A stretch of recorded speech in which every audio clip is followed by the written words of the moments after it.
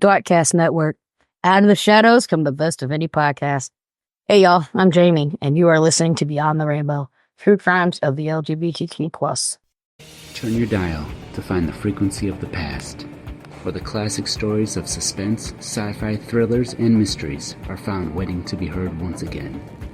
You'll find a variety of those stories here in their original form, where each episode takes you to another place or time, but only when you find the mystery frequency.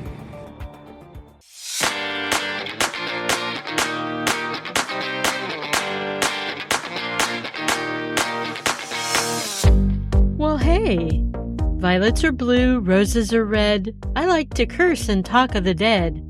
I am so not a poet. Hey there, Rainbow Warriors, and welcome to Beyond the Rainbow, True Crimes of the LGBTQ+. I'm your doggy sitter host, CJ. Woo! I'm watching my neighbor's 2 little dogs for the next couple of weeks, and my daughter and her boyfriend's 2 dogs for a week. At some point, I'll have all 4 of them by myself. But what's nice is that I get paid to watch my neighbor's sweet dogs, and I can use the extra money for my trip to Denver and the True Crime Paranormal Festival, July 12th through the 14th. Now, wasn't that a nice little segue into my spiel about wanting to see your beautiful faces in Denver? I sure hope you'll come and see me, and we can chat at my booth. Plus Autumn from Autumn's Oddities, Danica and Shannon from Murder and Mimosas, Gina and Amber from Weird True Crime, Tiffany from True Crime Connections, and Scarlett and Michelle of Missing Magnolias. All Darkcast shows will be there, along with Sarah Turney from Voices of Justice, Eric Carter Landine from True Consequences, and Murder in My Family. He's my friend and the new host of that show. The guys from Gen Y Podcast, and so many others. There'll be victim advocacy groups, paranormal podcast hosts, and so much more. So think about making the trip. And you can get 15% off your ticket by typing BEYOND. That's Beyond at checkout. I'll leave a link to the festival in my show notes. And happy Pride Month, everyone. I forgot to tell you that last episode. I'd like to give a big shout out to longtime listener and my friend who joined us over on Patreon as a new member. Hayes will be riding the bronze-colored beautiful unicorn that I call Sunset at the end of every month as we take our unicorns for a ride. And I tell a story not shared here on the regular show. Hayes, you rock! You know, I feel like I just need to start this episode out with another teenage trans or gender non-conforming person that was assaulted at their school a couple of weeks ago in Minnesota. The student is 17-year-old Cobalt Sovereign, who's a junior or grade 11 in Minnetonka. Cobalt, great name by the way, uses the pronouns she and they, went to use the restroom. Cobalt has confirmed there's gender-neutral bathrooms at their school, but they always seem to be occupied. So Cobalt took a chance and used the boys' bathroom, feeling extremely self-conscious and uncomfortable doing so. There was another boy in the bathroom at this time when Cobalt went into a stall and shut the door. Another kind of interesting thing is apparently there's video surveillance in the school's bathrooms.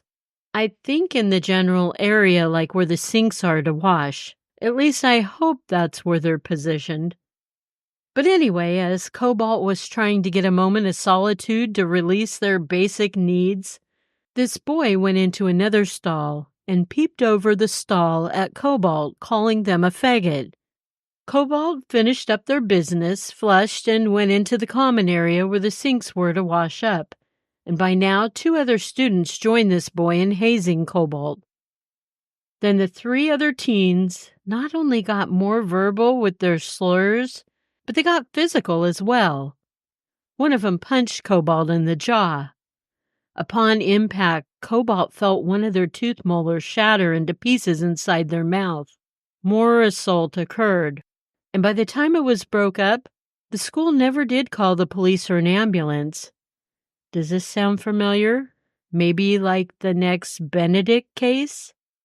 Cobalt did have to go to the hospital, and their jaw was broken in 2 places, as well as their shattered molar. They had to spend 2 days in the hospital, and they're still recovering, not able to eat solid foods yet. And yes, the attack was all on video. You know, it gets to a point when you have to ask yourself, when is enough enough? Why aren't our children, no matter what their gender or sexual identity is, safe in schools? Why can't a child simply pee in peace and not be assaulted for living their truth? What can we do to fix this problem? And why, for fuck's sakes, why are the schools not calling the proper authorities when these assaults occur? Due diligence is not happening, and it has to. We, as school administrators, need to do our jobs and protect all children, even if that means spotlighting a school where the violence took place. I've always said it's better to tattle on yourself first than to suffer the consequence of trying to lie and hide something, because the truth will always come out later, and then the punishment's going to be much worse. As for these hateful kids who provoked these attacks, we as parents need to teach our kids empathy for all. These kids who incite the violence and the hate have learned it from somewhere. The apple doesn't fall far from the tree they grew on. The main case this episode I actually very briefly spoke of as a true crime quickie a couple of seasons ago, but I've since found more information about the case where the crime took place. It was in 1987 in Pennsylvania. And believe it or not, the case is still being discussed in a courtroom as current as this month of June 2024. So hopefully it's okay with you. I'd like to revisit this case with much more detail than it was as a quickie. There are aspects of it that do remind me a lot of the murder of Gordon Church and a little bit of Matthew Shepard. 2 men, 20-year-old Frank Chester and 24-year-old Richard Laird, were out at a bar, which is also an eatery. It's called the Edgeley Inn, and this was the evening of December 14, 1987. Frank and Richard appeared to be looking to bash a gay man. Richard especially seemed to hate gays, and he wanted to exterminate any that threatened his manhood. The 2 young men became loud and boisterous, with Richard yelling out, "I hate faggots!" 26-year-old Anthony Milano walked into the Edgeley Inn shortly after this belligerent outburst by Richard. Anthony, a gay man, was just looking to have a few drinks and maybe a bite to eat, but it was almost 11 p.m., so perhaps he was just looking for a drink and some company. Anthony was not openly gay. In fact, he'd been struggling to come to terms with his own sexuality for some time. He went in and he sat down at the bar ordering a drink. Frank and Dick, which is what I'm going to call Richard from here on out, he actually went by Rick, but Dick is so much more fitting for him. These 2 pinheads, Frank and Dick, started to talk to Anthony as they dished out some homophobic slurs. The men had some drinks and they chatted for a bit. Anthony, well, maybe a little perturbed by their gay slurs, had no clue that Frank and Dick had evil intentions on their mind. Somehow, these guys convinced Anthony to leave the bar with them, most likely giving Anthony vicious threats to ensure that he left with them. In the parking lot, the 3 men found Anthony's mother's 1976 Chevy Nova. Boy, is that an old classic. Not like a cool old classic, but in my opinion, better than a Ford Pinto. The men all got into the Nova with Anthony driving.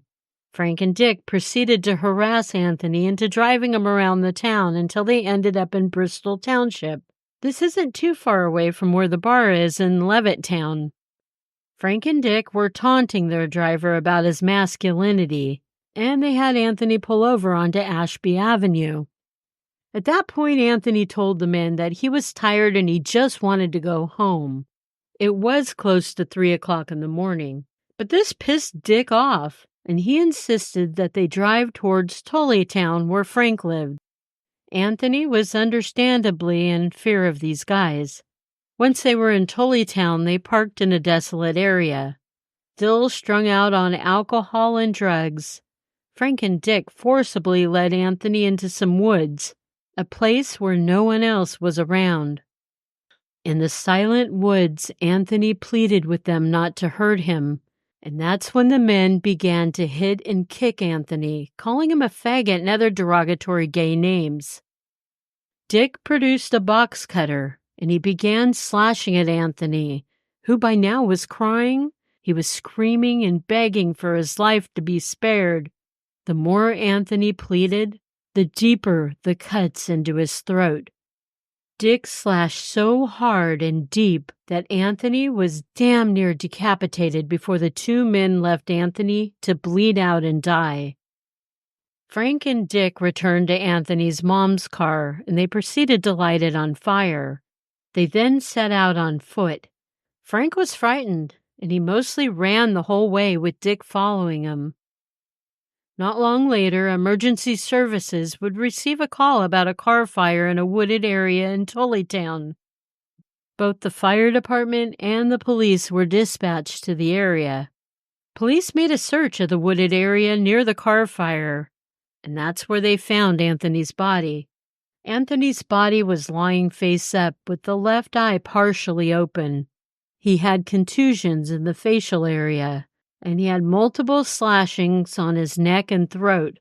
An examination revealed that the victim had been assaulted about the face, and he had sustained lacerations about the throat, face, neck, and shoulder, with several cuts so deep that his fifth and sixth vertebrae were slashed clean through. He also had a hairline fracture at the base of his skull, potentially caused by blunt force object. I suppose being kicked in the head repeatedly could have caused that. The coroner concluded that Anthony had choked on his own blood for 5 to 10 minutes before he died.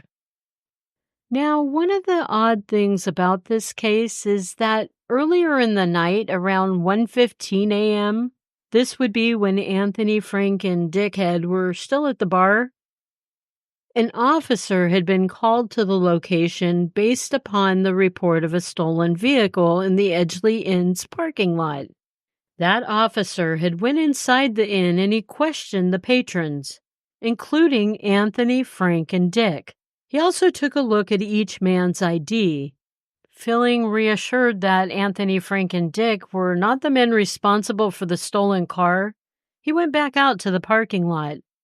The same officer observed Anthony, Frank, and Dick leave the parking lot a little after 2 a.m., while he was still trying to figure out the stolen car situation. It was around 4 a.m. when Frank and Dick showed up in an apartment that belonged to one of Frank's friends. The friend's apartment was a little less than a mile from where they left Anthony's body and the burning Nova. Both Frank and Dick were agitated, and they were covered in blood when Frank's friend opened the door. The two men explained that the way they looked and their mood was due to being in a fight, and that they killed the other dude. Dick was even more drenched in blood than Frank, because he's the one that actually did the murder. Frank's friend drove the two men to Dick's place so that they could clean up and wash their bloody clothing. I believe Frank's friend was in kind of a hurry to get rid of these two guys. It didn't take police long to discover who their victim was. Anthony's mom had reported him missing when he didn't return home with her car a little later that morning. She also told the police where Anthony had went that night. And so the Edgeley Inn was where the investigation took detectives. One of the witnesses was the cop who was investigating the stolen vehicle, and he was able to describe the three men who left the Edgeley parking lot that night, along with having their names written down from looking at their IDs. Quickly, Frank and Dick were found, and they were arrested. They were both charged with kidnapping, arson, and murder. It was learned in court why Dick's hatred for gay men ran so deeply. Between the ages of 5 and 11, Dick's father had allegedly raped him anally and orally. Even to this day, being touched by another man gives Dick gag reflexes. I can definitely sympathize for little Dick as a child if this indeed happened, but now he's an adult. He knows right from wrong. He gets no free pass for what he did to Anthony. During the trial, prosecution scoffed at the allegation that Dick cannot be touched by a man. And this is because they found out in the Edgeley Inn, before even abducting Anthony, he and Frank mockingly slow danced together, poking more fun at their victim. Dick was found guilty of all charges and he was sentenced to death. He remains on death row in Somerset, Pennsylvania, in spite of a number of appeals. Dick will receive another chance at an appeal to be removed from death row and put into general population this year of 2024. That trial will happen September 18th. On this date, he's going to have new attorneys, and they're going to argue in Dick's other trials. His defense attorneys didn't spend nearly enough time on the severity of Dick's sexual abuse as a child. And if the jury knew all the details about his sexual abuse as a child, they might be more sympathetic towards Dick and spare his life. If I were Dick, I wouldn't hold my breath.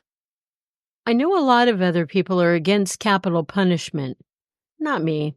I believe if a victim is murdered, tortured, and/or raped, the perpetrator should be executed after being forced to serve some time. I like the idea of them serving some time leading up to the execution. And this is because worry and anticipation of the foreboding moment when their life ends too, it's a punishment all in itself. That might make me a bit of a sadist, but I'm okay with that for assholes who deliberately take innocent lives without provocation. Now, Frank's trial was a little more complicated. While he was not the one who slashed Anthony with the box cutter, which were the fatal wounds that ultimately led to Anthony's death, he was wholeheartedly involved with the kidnapping and the beating of Anthony, as well as setting the 1976 Nova, Anthony's mom's car, on fire. True, he aided and assisted in acts that led to Anthony's death, but Dick was the actual killer. With Frank, he was extremely cooperative and honest with detectives.